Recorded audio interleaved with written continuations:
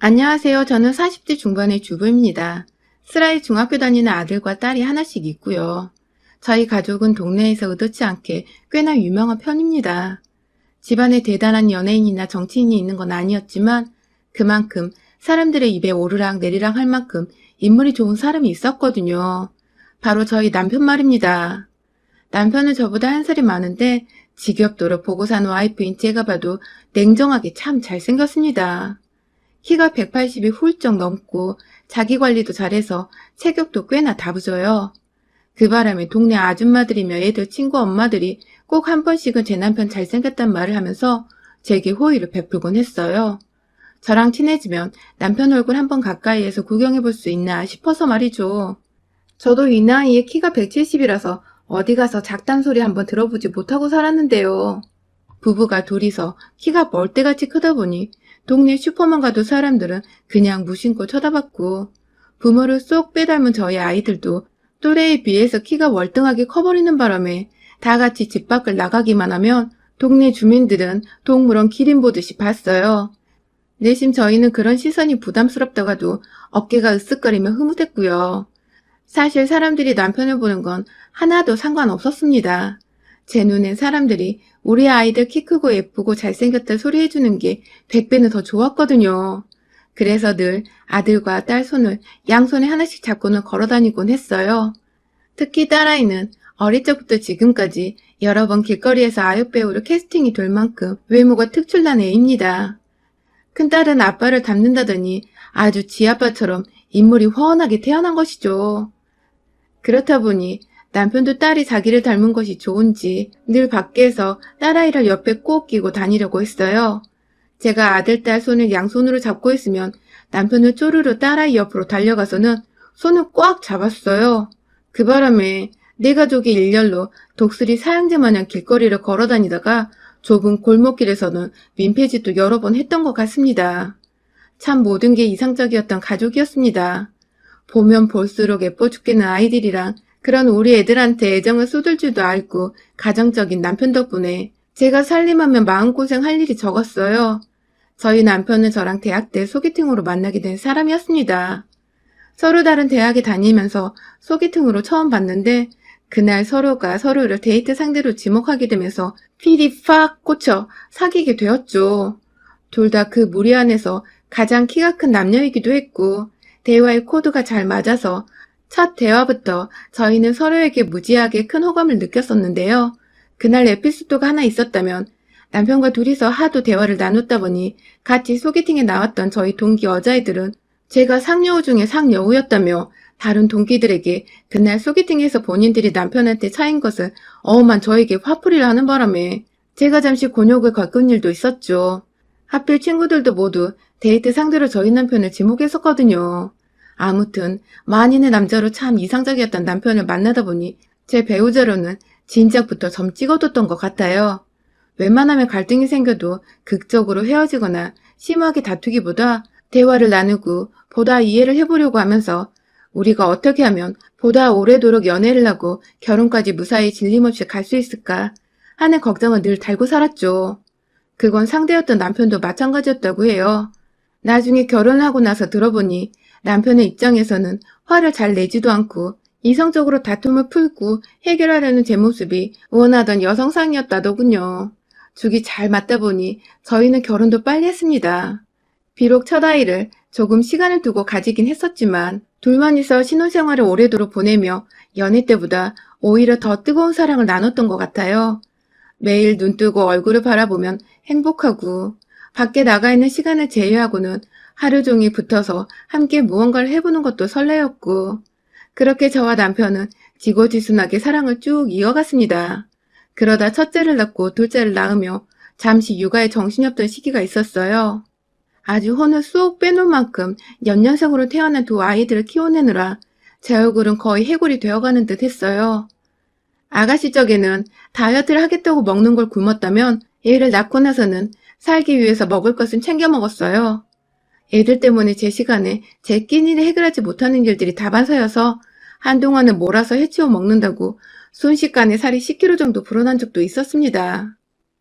그때 남편이 제게 결혼 생활 중 가장 큰 실수를 저질렀었어요. 제 딴에는 주부가 할 일이 뭐 있겠냐며 밖에서 일하는 남편을 내조한답시고 집안일이며 육아까지 모조리 다 도움을 요청하는 거 하나 없이 저 혼자 떠맡아 해결을 했는데요. 이게 정말 안 좋은 태도였더라고요. 그런 저를 보며 남편은 안 도와주는 것에 점점 당연시하고 또 육아에 무뎌져 가는 듯 했고, 심지어 남편은 그 시기에 외도를 하다가 저한테 걸린 적이 있었습니다. 외모가 너무 훤칠한 사람이라 살면서 여자가 안 꼬이진 않겠다 싶어 그게 결혼할 때 가장 마음에 걸리는 것이었는데, 설마 신혼 때도 안 한 짓을 지 새끼 낳은 후에 저지를 줄은 정말 몰랐습니다. 자기 회사에 다니는 여직원과 바람을 피우다가 남편이 야밤에 문자를 보내던 도중 저한테 딱 걸려서는 핸드폰을 뺏기고 완전히 뒷조사, 아니 앞조사를 당했는데요. 그때 제가 남편과 그 여직원이 서로에게 보낸 낯뜨거운 문자들을 하나하나 다 직접 읽어보면서 피눈물을 흘렸었죠. 그 바람에 멋모르는 아이들도 엄마가 운다며 어린 마음에 옆에서 통곡하면서 따라 울고 불고 난리가 쳤고, 남편은 지 자식들까지 오해를 하고 나니 정신이 번쩍 들었는지 저한테 무릎을 꿇고 한참을 사과했어요. 지가 유부남인걸, 애들 아빠란 걸 간과했다며 손이 발이 되도록 싹싹 빌고 함께 울고불고 난리를 쳤던 그날의 남편. 제 인생에서 가장 쓰레기스러웠지만 그렇다고 미워할 수 없었어요. 전 여전히 이 사람을 너무나 사랑하고 있었고, 아이들이 너무 어린데 이 문제를 더 크게 삼아서 이혼을 하고 당장에 제가 미혼도 돼 이혼녀가 될 자신도 없었으니까요. 그날 남편은 제게 평생에 죽을 죄를 다 지은 거라며 다시는 같은 일을 반복하지 않겠다고 맹세를 했고, 저는 제 아이들을 생각해서 그냥 눈을 감아뒀습니다.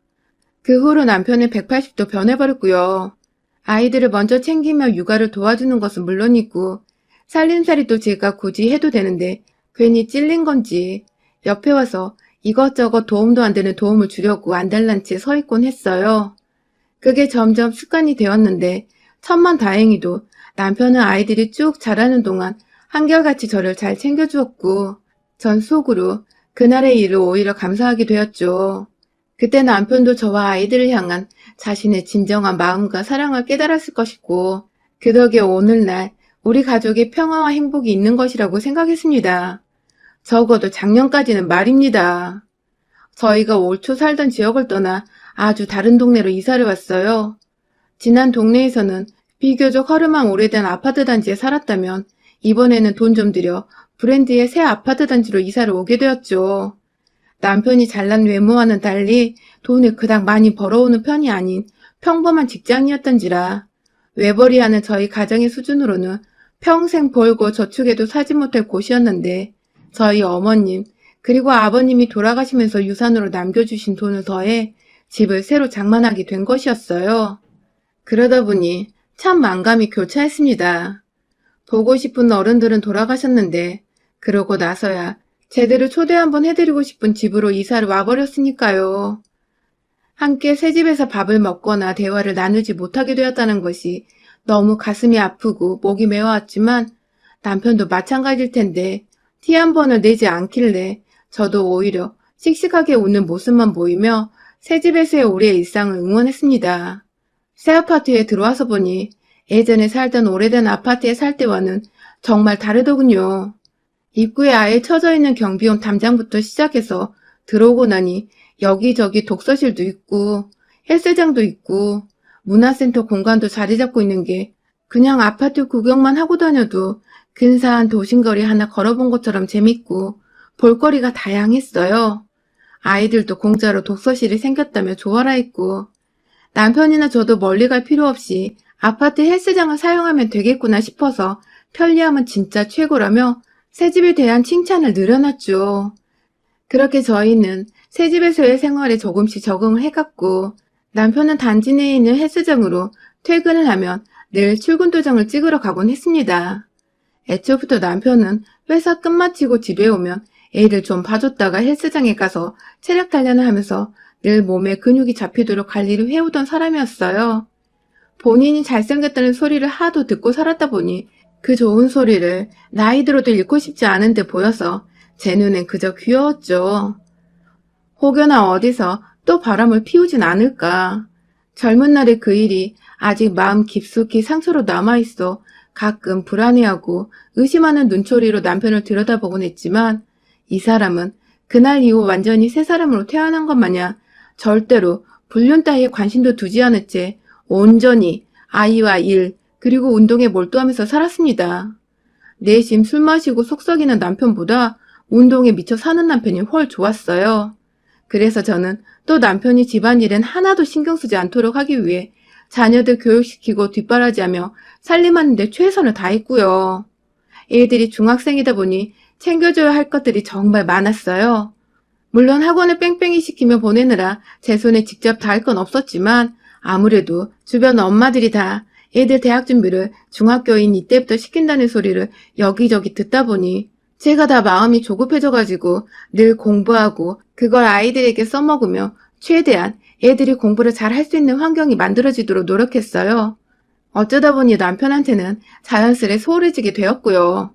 그렇다고 뭐 남편 출근길에 밥을 굶기거나 무시하며 지냈다는 게 아니라 제 할도리는 다 하면서 나머지 시간에는 온전히 아이들을 바라보기 바빴어요.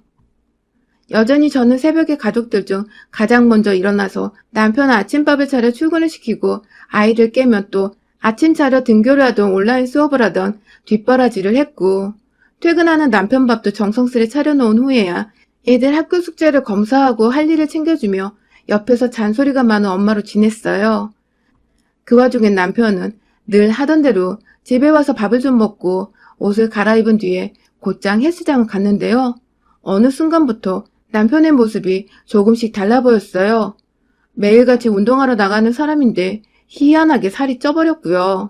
아이들이 자라며 온 가족이 다 같이 모여볼 수 있는 기회가 많이 없었지만 웬만하면 주말에는 온 가족이서 잠깐 외출을 하던 외식을 하던 해서 함께하는 자리를 마련하려고 노력했는데 아이들을 대하는 태도도 시큰둥해졌어요. 이 아파트가 원체 환경이 좋은 사람들이 많이 살아서인지 화목해 보이는 가정들이 자주 보이기도 했고 그 때문에 저희도 나름 좋은 자극을 받아서 가족 간의 시간을 참 중요시했는데 예전 같았으면 딸 옆에 꼭 붙어서는 온 가족이서 화목하게 웃으며 같이 걸어다녔을 남편은 이 아파트에 이사오고 얼마 되지 않아서부터 은근히 오다 가다 만나는 사람들을 의식하면서 딸아이의 손을 피하기 바빴습니다. 딸애는 영문도 모른 채 아빠같이 손을 잡아주지 않고 밖에서 제대로 가족들과 붙어있지도 않고 저만치 혼자 빠른 걸음으로 앞서 걸어가거나 뒤처지는 게 다반사다 보니 점점 자기도 기분이 나쁘고 어린 마음에 섭섭했던지 아빠를 멀리하기 시작했죠. 하필 사춘기인 나이인데 남편을 제대로 잘못 걸려서는 자식들한테 맥도 못 추리는 아빠가 되어버린 것이었습니다.